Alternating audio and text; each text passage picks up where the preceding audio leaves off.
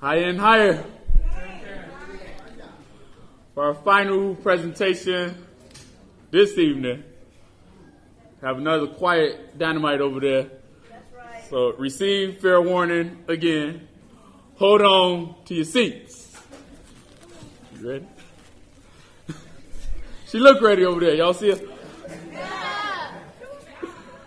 With a lot of appreciation and support, let us receive Ahskeelah, Bahtshevah.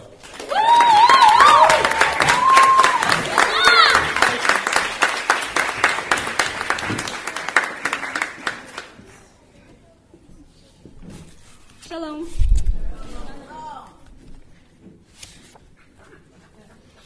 Kodem ko kakilo le'adonenu benu hamashiach ko nisakav sarav atarav v'kol hasarav elashene kokim navakim bishmo umano. Shalom, shalom. My name is Ahskeelah Bahtshevah, and it means to be wise and cause others to be wise, to be sensible and cause others to be sensible, to be understanding and cause others to be understanding, and to be enlightened and cause others to be enlightened.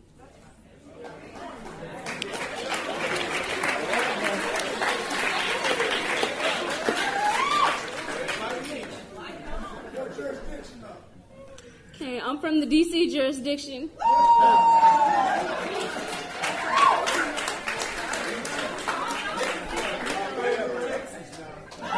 Okay, I'm from Texas, but now I reside in DC jurisdiction. That's good for you? Okay.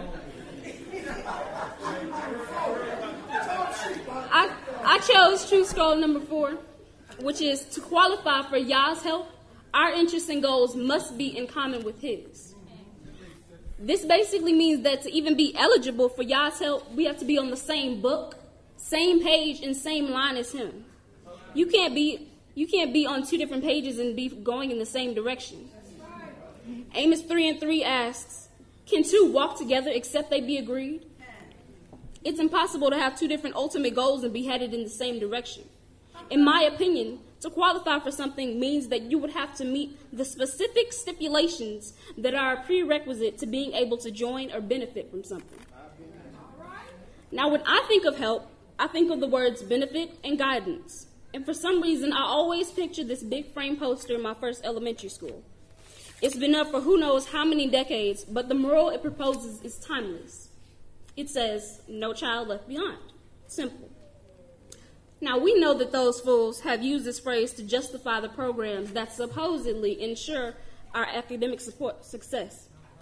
But we also know that their program is destined to fail us. The poster shows 2 men in sort of a cliff separating them.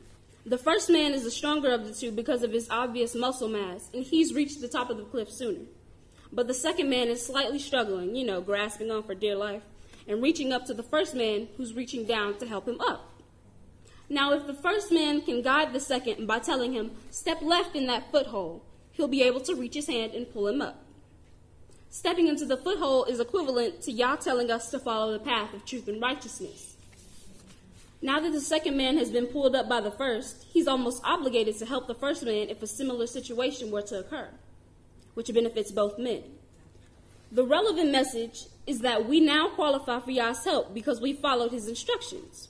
Yah benefits because we pleased Him by following His will, and we benefit by receiving Yah's help, or the promised effect, aka everlasting life.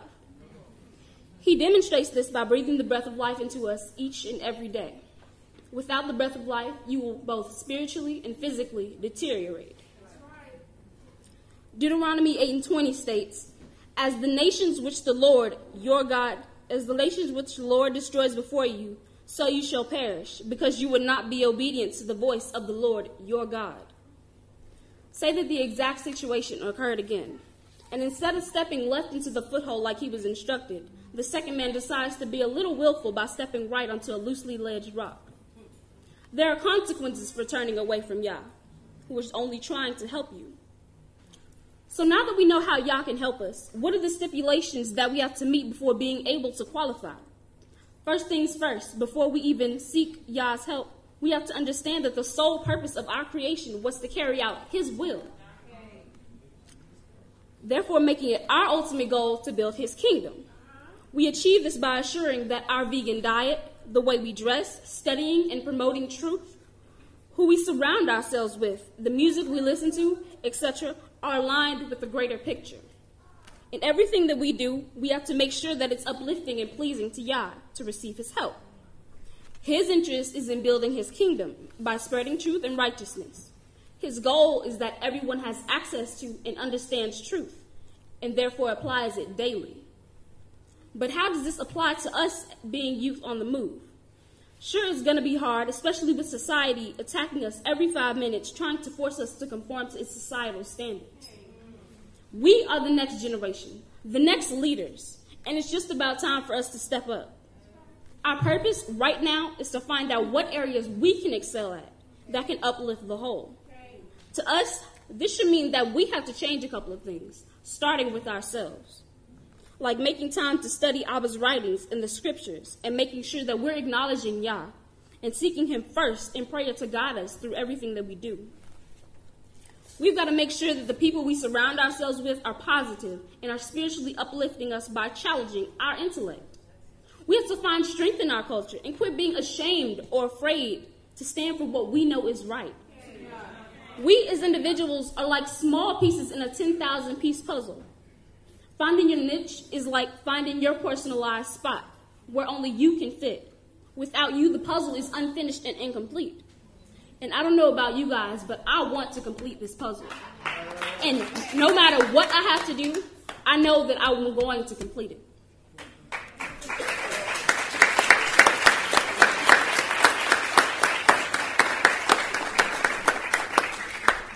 I'd like to leave you introspecting on Abba's words from his booklet on the sacred truth scrolls. He says, I admonish you to move swiftly, realigning your interests and goals so that they are in harmony with the will of Yah. Our power is contingent upon our submission and commitment to his objectives.